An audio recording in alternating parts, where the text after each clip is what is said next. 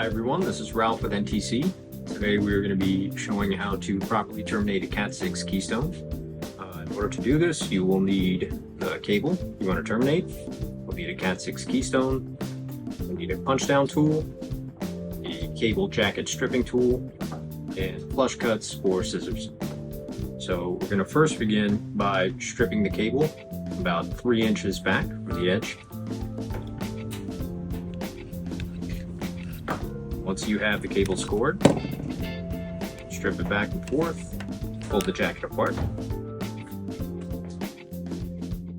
Inside the cable, we have 4 conductors. You have a ripcord and a pull string. So you're going to want to separate the 4 pairs of cable. Cut the ripcord and the cable separator.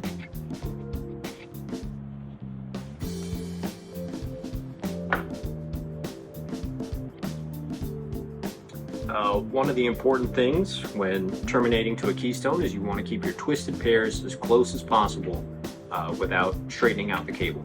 It's kind of counterintuitive to terminating a standard RJ45 cable. So we typically terminate to the B side. So we're going to start with the brown pair and green pair on the right side, and orange pair and blue pair on the left side.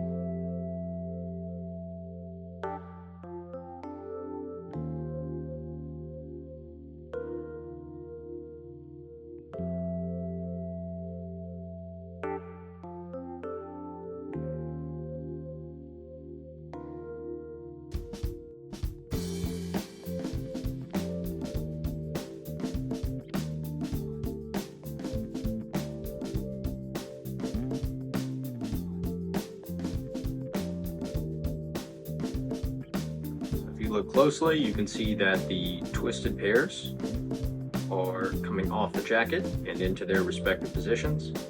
With the cables seated where they need to be, you're going to use your punch down tool. Make sure that your impact setting is correct, and you are going to have the blade side towards the outside of the keystone, which is going to punch and cut the cable at the same time.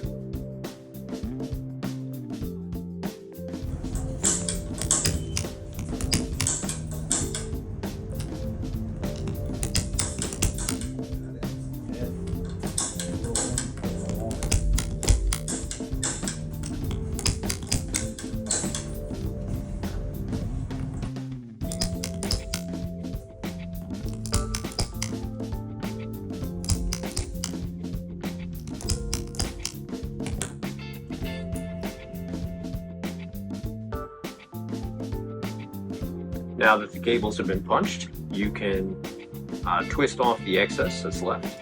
Sometimes the cutting blade doesn't fully cut the copper.